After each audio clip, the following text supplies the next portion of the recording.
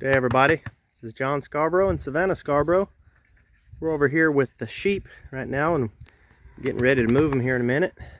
Filling up their water, got all their hoses moved and everything. Gonna get their trough filled up before we let them in here. All we did here was we got a Job Mega Flow float. We just hooked it up with a hose in the back. That way I can just move this. I can move this trough around if I want to. And I can also move the hose to another trough wherever I want to. It works pretty good. We're getting ready to move the sheep in here.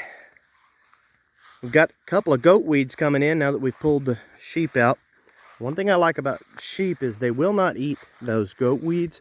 But what they will do, they'll actually eat this seed right off of here.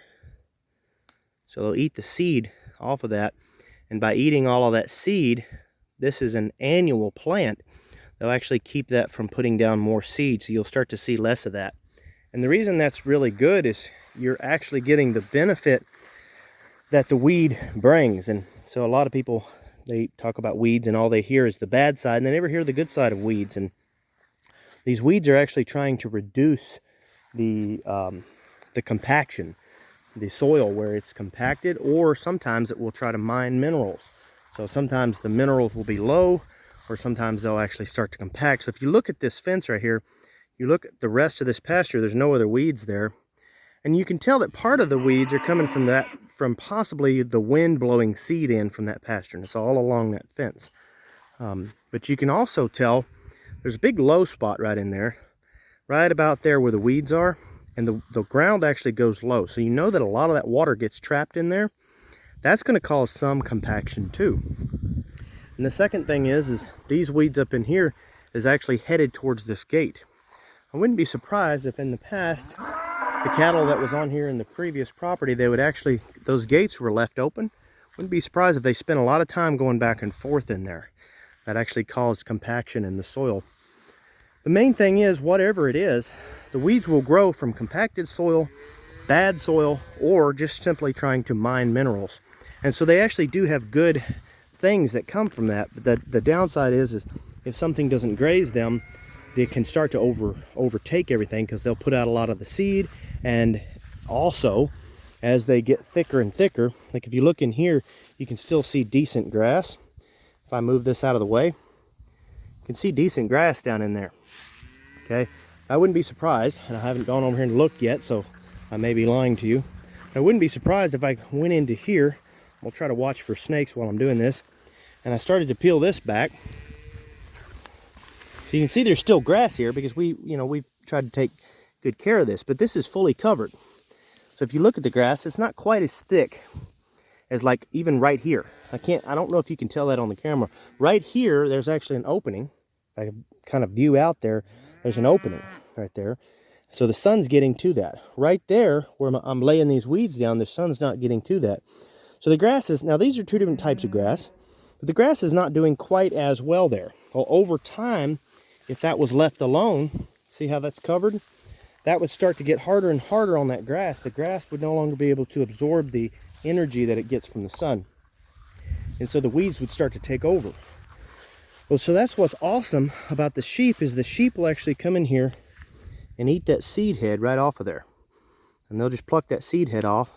They'll let the plant keep growing, and the plant will actually continue to do its job, mine the minerals, and take it out and help to break up the soil.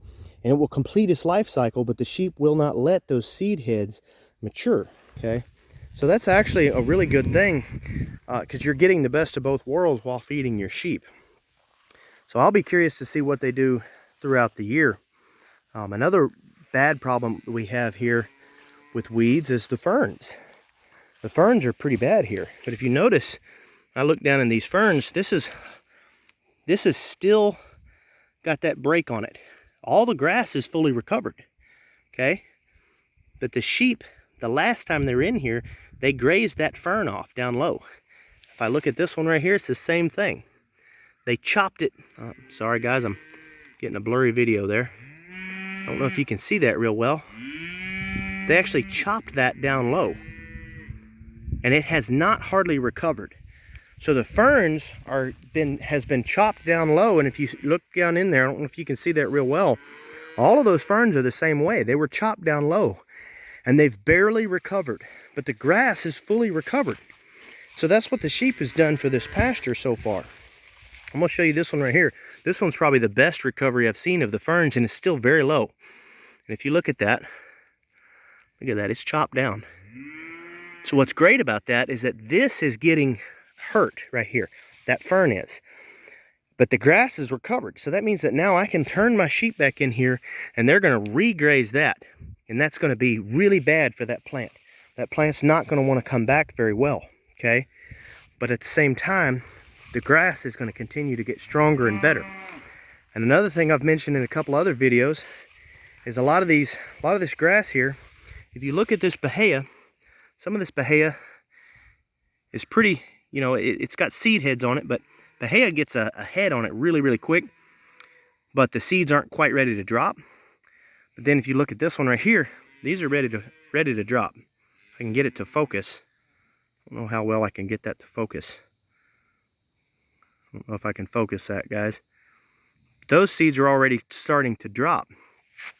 But some of these has still got the black on them, and the seeds are not quite ready to drop. I don't think you can see the black on it, but they're not quite ready to drop. If you know anything about bahia grass, then you know what I'm talking about. But anyway, my point is that the sheep are going to come in here now, and they are going to pick that bahia seed head off and eat it. And they're actually going to get all the nutrients from that seed head, and they leave the grass down in here. I don't know if they do it on other grasses, but they're so far they're really doing it on this bahia. So if you've got bahia in your pastures, you might consider doing that, because the bahia in this pasture has actually gotten thicker and thicker ever since we put our sheep on here, to the point that I'm actually able to run my cows in here, and they can graze from it. So I'm actually able to graze cows and sheep, and I've not lowered my stocking density at all. Now, I don't have a whole lot of sheep just yet, but I just find that interesting that this little small property over here, I've been able to do that. But anyway, guys, I just wanted to show you all a little bit, kind of give you some insight before I move these sheep in here. These ferns have actually matured somewhat. They've actually come back, but you can still tell where they knocked that off. They hit that woody piece. So they're gonna nail those ferns right there. They're gonna bring them back down. I really think they're gonna put a hurting on it. So I'm excited, guys. I'm real excited about the sheep. We've got them caught up in this little area. We've got one that has started to limp. I had talked about it in a previous video. I got her up and looked at her again, and she still couldn't see what it is. So we're actually going to take her out. We're going to take her back to our place. But if anybody has any suggestions on anything that it could be, please let me know. I may end up having to take her to the vet. I really don't know why she's limping. But we're actually going to pull her away from the other sheep, and we're going to inspect her and just see, just watch her and see if we can watch her. We don't want her getting any worse.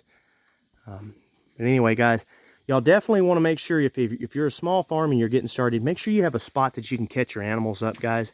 This is a little small spot that it's got a gate on both sides. It's got a fence there and there, and it just makes it nice. We're able to actually get in there close and catch them up and work with them. Because if you got an animal, a lot of times, even when you've got nice animals, like if your animals are kind of more like a pet, if they get hurt, there's something wrong with them, like they're limping or something like that, they become more protective. They're actually scared. So even an animal that you're used to being able to walk up to and pet, that you may not be able to get them without a place to catch them. So don't ever think to yourself, well, it's okay, I'll handle my animals a lot, and they'll be gentle enough that I won't need a place to catch them. Don't ever think that to yourself. These animals, especially when you talk about bigger animals like cattle, but even with sheep and goats and stuff, you need to have a place that you can catch them no matter what. So anyway, guys, just wanted to say that real quick. We'll wrap this video up. Got the cows over here on this side. We're actually going to move the cows all the way around, and then we'll end up in that other pen here in about a week or so. That's where we'll catch them up, and then we'll move them around. But all right, guys, well, I'm going to sign off. As always, don't forget to like and subscribe if you like these videos.